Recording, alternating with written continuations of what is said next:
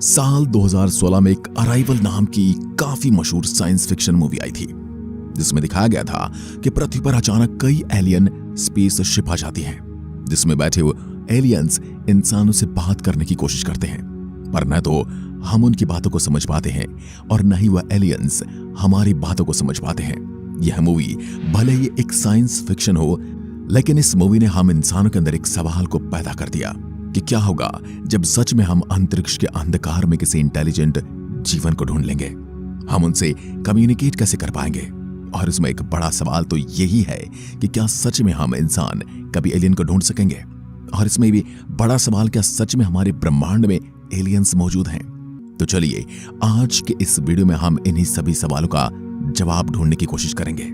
आप देख रहे हैं फ्यूचर साइंस यूट्यूब चैनल। ब्रह्मांड के वीडियोस देखने के लिए चैनल को सब्सक्राइब करें। इस साल जून में अमेरिका के पेंटागन द्वारा एक खास रिपोर्ट पब्लिश की गई, जिसमें कई ऐसी घटना और ऑब्जेक्ट का जिक्र था जिसके बारे में हम इंसानों के पास कोई भी जानकारी मौजूद नहीं है। तो क्या यह सभी उड़ने वाले ऑब्जेक्ट कोई एलियन स्पेसशिप थे? इस पर कोई पुख्ता सबूत तो नहीं है, पर कुछ लोग इस तरह के उड़ने वाले ऑब्जेक्ट को एलियंस की स्पेसशिप से जोड़ते हैं, जबकि वैज्ञानिकों का यह कहना है कि शायद ये रूस या चाइना द्वारा बनाए गए सीक्रेट टेक्नोलॉजी पर चलने वाली हवाई जहाजों, जिनकी जानकारी अभी दुनिया को नहीं है। वैसे एलियंस है या नहीं, यह आज का सवाल नहीं है, बल्कि ये हजारों साल पुराना सवाल है, क्योंकि आज से कई हजार साल पहले की कई किताबों और धर्म ग्रंथों में दूर अंतरिक्ष से आए हुए कुछ ऐसे जीवों की बात की गई थी जो उस समय की इंसानी सभ्यता से विज्ञान में काफी आगे थे। इस तरह की घटना का जिक्र हमें ट्रू हिस्ट्री नाम की एक पुरानी किताब में देखने को मिलता है, जिसमें लेखक लूशियन कुछ ऐसे यात्रियों की कहानी के बारे में लिखते हैं जो पृथ्वी पर आए एक अजीब तूफान में फंसकर चंद्रमा पर पहुंच गए। इस सफर में उन्हें 7 दिन का समय लगा, और जब वह सब चंद्रमा पर पहुंचे तो उन्होंने वहां चंद्रमा के राजा और सूर्य के सम्राट के बीच युद्ध होता हुआ देखा। इस किताब को कई इतिहासकार एलियंस के पृथ्वी पर आने का सबूत मानते हैं। उनका कहना है कि इस किताब में यात्री को चंद्रमा तक ले जाने वाले एलियंस ही थे, और यात्रियों ने जिस युद्ध को चंद्रमा पर देखा वह उन एलियंस के बीच हुई लड़ाई होगी जो चंद्रमा पर हजारों साल पहले हुई थी। पर इसके अलावा कई हजार साल पहले जापान में भी कई लेखकों ने चंद्रमा से आए लोगों की कहानी के बारे में लिखा है, लेकिन इंसानों के पास इन कहानियों का कोई वैज्ञानिक सबूत मौजूद नहीं है, और न ही हमें चंद्रमा पर इसका कोई सबूत देखने को मिलता है। इसलिए ज्यादातर वैज्ञानिक इस कहानी को कल्पना मात्र मानते हैं। लेकिन कुछ चीजें ऐसी हैं जो वैज्ञानिकों को भी सोचने पर मजबूर कर देती हैं कि कहीं ये कहानियां सच तो नहीं। वैसे आज से 4000 साल पहले बनाए गए पिरामिड जैसे आज भी कई लोग एलियंस द्वारा बनाया गया स्ट्रक्चर मानते हैं। ऐसा ही कुछ हमें आज से कई हजार साल पहले पुरानी मेसोपोटामिया सिविलाइजेशन में भी देखने को मिलता है, जहां पर की गई रिसर्च में यह सामने आया है कि मेसोपोटामिया सिविलाइजेशन की कलाकृति में कई ऐसी टेक्नोलॉजी का जिक्र किया गया है जिनके जरिए इंसान हवा में उड़ सकते हैं। इसके अलावा इनके कुछ ग्रंथों में तो टाइम मशीन जैसी टेक्नोलॉजी के बारे में भी बात की गई है। इसके अलावा भारत में भी ऐसे कई मंदिर मौजूद हैं जिनको एलियन से जोड़कर देखा जाता है।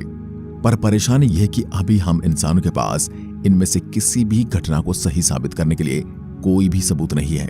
बेशक पिरामिड जैसी आकृतियां अविश्वसनीय लगती हैं, लेकिन ये जरूरी नहीं कि उन्हें बाहर से आई हुई किसी एलियन सभ्यता ने ही बनाया हो। और यह इसलिए भी सही लगता है क्योंकि हम इंसान अभी तक अपने अंतरिक्ष में ऐसे किसी भी जीवन को ढूंढ नहीं पाए हैं जो अंतरिक्ष में दूसरे ग्रह तक का सफर कर सके। क्योंकि अगर ऐसी कोई एलियन सभ्यता होती तो हमारी पृथ्वी तक पहुंच चुकी होती और हमें उसके बारे में पता चल गया होता।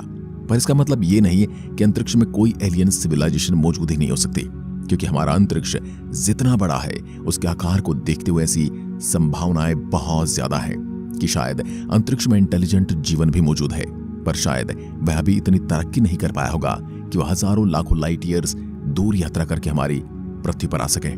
बिल्कुल उसी तरह जैसे आज के समय हमारे पास भी इतनी एडवांस टेक्नोलॉजी नहीं है कि हम अंतरिक्ष में कई 100 लाइट ईयर पार करके किसी दूसरे ग्रह पर जा सके। तो क्या किसी ऐसी सभ्यता के बारे में हम कभी पता नहीं लगा सकते? आज के समय में इंसान एक दूसरे से कम्युनिकेट करने के लिए मोबाइल फोन का प्रयोग करता है, जो अलग अलग तरह के रेडियो वेव्स पर काम करते हैं। और वैज्ञानिकों के मुताबिक ये रेडियो वेव्स अंतरिक्ष में भी काफी आसानी से दूर तक जा सकते हैं। और जिस तरह इंसानों ने आज भी कई 100 साल पहले ही रेडियो तरंगों की खोज कर ली थी, उसी तरह अगर अंतरिक्ष में भी कोई इंटेलिजेंट जीवन मौजूद होगा तो उन्होंने भी अभी तक रेडियो तरंगों की खोज कर ली होगी। शायद वह भी अपनी ही तरह इंटेलिजेंट जीवन को खोजने के लिए अंतरिक्ष में रेडियो तरंगों को भेज रहे होंगे। तो ऐसे में अगर हम इंसान उन रेडियो तरंगों को रिसीव कर लें तो शायद हमारे पास इंटेलिजेंट जीवन के मौजूद होने का सबूत होगा। और 1977 में एक ऐसी ही घटना भी देखने को मिली जिसमें 1977 में डॉक्टर जेरी एहमन नाम के एक एस्ट्रोनॉमर ने अंतरिक्ष से आने वाले कुछ शक्तिशाली रेडियो सिग्नल्स को रिसीव किया। इन रेडियो सिग्नल्स में कुछ अजीब तरह से आ रही थी और इस तरह की आवाज डॉक्टर एहमन को 72 सेकंड तक सुनने को मिली, जिसके बाद ये सिग्नल आना बंद हो गया। इसके बाद वैज्ञानिकों ने काफी कोशिश की, लेकिन आज तक न तो वैज्ञानिक इस सिग्नल की आवाजों को समझ सके हैं और न ही इस सिग्नल को दोबारा से रिसीव कर सके हैं। इसके बाद दुनिया भर के बहुत से वैज्ञानिकों ने मान लिया कि रेडियो सिग्नल किसी एलियन ग्रह से आए थे, पर आज भी हमारे पास इसका कोई सबूत नहीं है।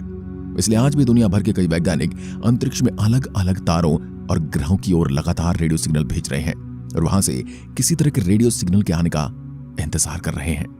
वैसे पिछले कुछ सालों में हमें कई अजीब रेडियो सिग्नल दोबारा से मिले हैं, जिनमें से एक सिग्नल तो 2021 में प्रॉक्सिमा सेंचुरी की ओर से आया था, जिसे आज भी वैज्ञानिक डिकोड नहीं कर पाए हैं। इसके अलावा अब तो हमारे अंतरिक्ष में हबल और जेम्स वेब टेलीस्कोप जैसे पावरफुल टेलीस्कोप मौजूद हैं, जो लगातार ऐसे ग्रहों पर नजर बनाए हुए हैं जिन पर जीवन के होने की संभावना है। वैज्ञानिकों की माने तो अभी तक केवल कुछ ही सालों में हमने अपने मिल्की वे गैलेक्सी में ही ऐसे 5000 से ज्यादा ग्रहों को ढूंढा है जहां पर किसी तरह का जीवन मौजूद हो सकता है। तो हम जिस तरह से लगातार अपनी टेक्नोलॉजी को एडवांस करते जा रहे हैं, हमारे टेलीस्कोप अब इतने पावरफुल हो चुके हैं कि वह ब्रह्मांड के बड़े बड़े गैस के बादलों को पार करके भी ग्रह और तारों को देख लेते हैं। ऐसे में इसमें कोई शक नहीं है कि आने वाले कुछ सालों बाद हम इस काबिल हो जाएंगे कि हम अंतरिक्ष में दूर के ग्रहों तक यात्रा कर सकेंगे और दूर के ग्रहों को काफी आसानी से पृथ्वी पर बैठकर टेलीस्कोप के जरिए देख भी सकेंगे। ऐसे में अगर अंतरिक्ष में सच में इंसानों के अलावा कोई जीवन मौजूद है तो हम कभी ना कभी उसे ढूंढ ही लेंगे। पर असली सवाल यह है, अगर हम एलियंस को ढूंढ लेते हैं तो इसके बाद क्या होगा? या फिर अगर हमारे ढूंढने से पहले एलियंस अपनी एडवांस टेक्नोलॉजी से पृथ्वी पर आ पहुंच गए तो आखिर हम उनसे बातचीत कैसे करेंगे? या फिर उनसे बात कौन करेगा? क्योंकि हम सब जानते हैं कि हमारी पृथ्वी पर कोई एक ताकतवर देश नहीं है और कोई ऐसा देश भी नहीं है जिसकी बात पूरी दुनिया मानती हो। तो ऐसे में अगर कोई एलियन सभ्यता पृथ्वी पर आकर पृथ्वी के किसी ताकतवर इंसान से बात करना चाहे तो वह कौन होगा? क्या वह अमेरिका के राष्ट्रपति होंगे या फिर चाइना के राष्ट्रपति या फिर भारत के प्रधानमंत्री? ये सभी ऐसे सवाल हैं जिनका हमारे पास कोई जवाब नहीं है। इसलिए कई वैज्ञानिक तो ये भी कहते हैं कि शायद एलियंस को ढूंढना इंसानों की सबसे बड़ी गलती साबित होने वाली है, क्योंकि हम ये भी नहीं जानते कि उन एलियंस का इंसानों के साथ व्यवहार कैसा होगा और अगर वह ब्रह्मांड में यात्रा करते हुए अपनी एडवांस टेक्नोलॉजी से पृथ्वी तक पहुंचते हैं तो क्या हम इंसान उनके किसी काम आ सकेंगे? या फिर शायद हम इतने कमजोर हों कि एलियंस हम इंसानी प्रजाति को ही मिटाकर हमारी पृथ्वी पर कब्जा कर लें। और ये शायद सुनने में भले ही बेतुका क्यों न लगे, पर ऐसा होना संभव भी है। स्टीफन हॉकिंग्स का कहना था कि यदि इस ब्रह्मांड में एलियन एग्जिस्ट करते हैं तो वे फ्रेंडली यानी दोस्ताना व्यवहार वाले नहीं होंगे, बल्कि खतरनाक होंगे, बिल्कुल इंसानों की तरह।